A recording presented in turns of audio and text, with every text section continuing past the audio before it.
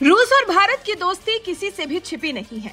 नरेंद्र मोदी कैसे डंके की चोट पर रूस से अपनी दोस्ती निभा रहे हैं, ये तो पूरी दुनिया ने देखा है। अमेरिका समेत कई यूरोपीय देश तो इस पर आपत्ति भी जता चुके हैं, लेकिन रूस से अपनी दोस्ती को लेकर भारत हमेशा अडिग रहा है।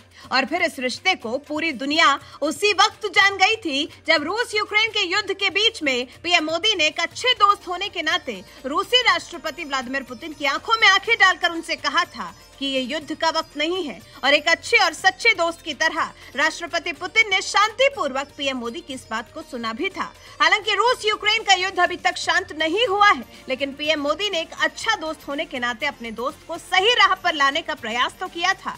और रूस भी भारत की इसी अच्छाई के लिए कभी भारत का साथ नहीं छोड़ता, हमेशा भारत के साथ ही कंधे से कंधा मिलाकर चलना चाहता है। फिर ये भारत और रूस का साथ भी तो बहुत पुराना है, तो जब रिश्ता इतना प्रगाढ़ हो तो फिर इस रिश्ते के बारे में बात भी तो करना बनता ही है।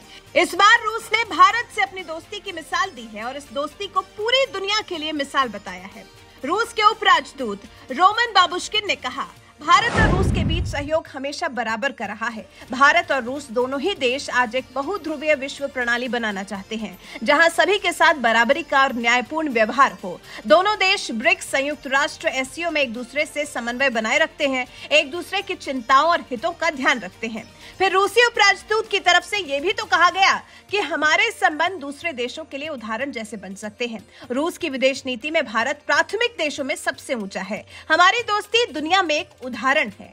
इंडिया टुडे चैनल को दिए इंटरव्यू में रोमन बाबुश्किन ने G20 सम्मेलन पर कहा, हमारा ध्यान ग्लोबल साउथ पर है। भारत की इस दिशा में बहुत ज्यादा भूमिका रहेगी। भारत में G20 सम्मेलन में पश्चिमी देश यूक्रेन संकट को शामिल करना चाहते हैं। यूक्रेन संकट का इस्तेमाल रूस को कमजोर करने के लिए करना चाहते हैं, जो कभी नहीं होगा। ये रूस को कमजोर करने की कोशिश है। रूसी उपराजदूत ने आगे कहा, ब्रिक्स की बैठक होने जा रही है, जिसमें 60 से ज्यादा देश हिस्सा लेने जा रहे हैं। इससे यह साबित होता है कि रूस कभी अकेला नहीं होगा। रूसी अधिकारी ने हालांकि फिर चीन के सहयोग की भी बात की। उन्होंने कहा, भारत और चीन सबसे बड़े सहयोगी हैं। हमारी इच्छा है कि दोनों के बीच स्थायी सहयोग वापस आए। यूरेशिया में स्थिरता इस पर निर्भर है। हम इस पर जोर देते हैं कि भारत और चीन के बीच जो सीमा विवाद है वो द्विपक्षीय मामला है। किसी दूसरे देश की तुलना में रूस इसका राजनीतिक लाभ नहीं उठाना चाहता है।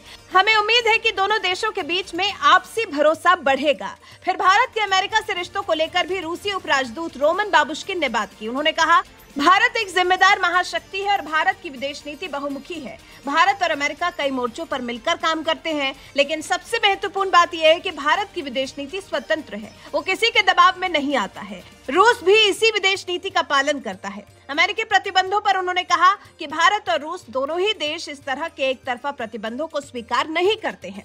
कुल मिलाकर रूसी उपराजदूत भारत के साथ से काफी ज्यादा संतुष्ट है। वो हर मोर्चे पर भारत का साथ देने के लिए तैयार है। वो हर मोर्चे पर ये मान चुके हैं कि भारत उनका सच्चा मित्र और वो अमेरिका या किसी भी देश के दबाव में आकर कोई फैसला नहीं लेता है, जो कि सच ही है। भारत की सत्ता पर जब से नरेंद्र मोदी सरकार विराजमान हुई है, तब से एक बात तो साफ है कि भारत को जिस परिस्थिति को जैसे हैंडल करना होता है वो वैसे ही करता है। वो किसी का रास्ता नहीं तकता और किसी के दबाव में आकर भी काम नहीं करता। रूस यूक्रेन युद्ध के समय पर भी यूरोपीय देशों और अमेरिका ने भारत पर बहुत दबाव बनाया था, लेकिन भारत ने की अपने मन की ही थी। और भारत पर सवाल उठाने वालों को डॉक्टर एस जयशंकर ने अपनी ही भाषा में तगड़ी सीख भी दी थी।